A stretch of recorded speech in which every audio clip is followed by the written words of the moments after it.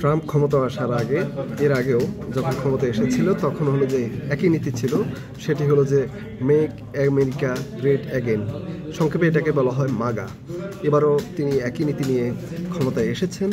এখন কথা হলো যে এই নীতিটা হলো যে নীতির ফলে এক ধরনের বিতর্ক তৈরি হয়েছে। বিতর্কটা আসলে কাদের মধ্যে বেশি, এটা হলো আলোচ্য বিষয়। এই মাগা নীতির ফলে সবচেয়ে বেশি বিপদে আছে, সবচেয়ে বেশি বিতর্কের মুখে আছে ভারতীয় পেশাজীবী এবং প্রযুক্তিবিদরা।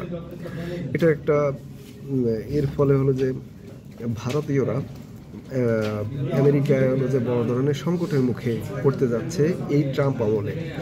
এটা একটা হলো যে আমি তথ্যটা একটু বিশ্লেষণ করে যদি বোঝায়, সেটা হলো যে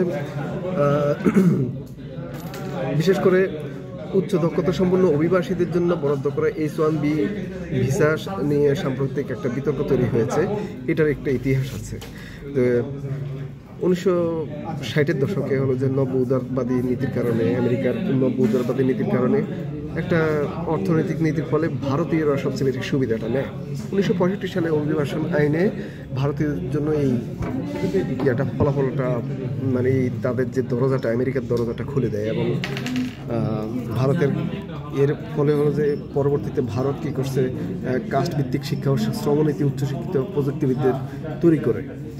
আবার 90-এর দশকে ভারত অর্থনৈতিক উদারীকরণ এবং তথ্য প্রযুক্তি শিল্পের বিকাশ নজর দেয়।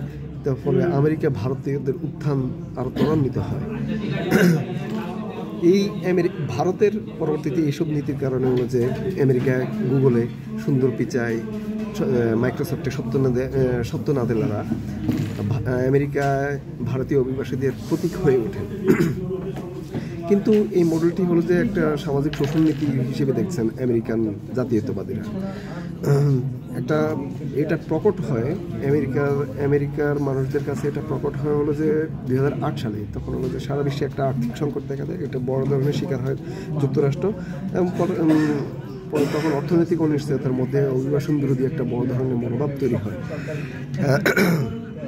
এবং H-1B ভিসা ব্যবস্থা ভারতীয়দের জন্য একটা দরজা খুলে দিলেও হলো যে এক ধরনের শ্রমিক শোষণের কাঠামো তারা তৈরি করেছে সেখানে।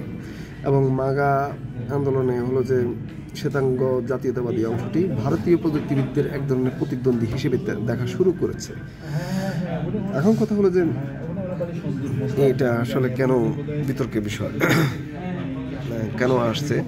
শ্বেতাঙ্গ জাতীয়তাবাদীরা আমেরিকায় তারা হলো যে এখন ভারতীয়দেরকে লক্ষ্যবস্তু হিসেবে দেখছে এবং ভারতীয় অভিবাসীরা স্বল্প খরচে শ্রমিক ও উচ্চবিত্ত কর্পোরেট নেতা দুই ভূমিকাতেই ব্যবহৃত হচ্ছে সেখানে। ভারতীয় প্রযুক্তিবিদরা নিজেদের ভবিষ্যৎ নিয়ে এক ধরনের অনিশ্চয়তার মুখে এখানে পড়েছে। এটা হলো যে সাম্প্রতিক হলো যে মানে আমেরিকায় সবচেয়ে বেশি আলোচনার বিষয় এখন, এবং ভারতীয়দের জন্য একটা সংকটের বিষয় হয়ে দাঁড়িয়েছে। তাদের অভিবাসন নীতিও কীভাবে পরিচালিত হবে সেটাও একটা এখন আলোচ্য বিষয়।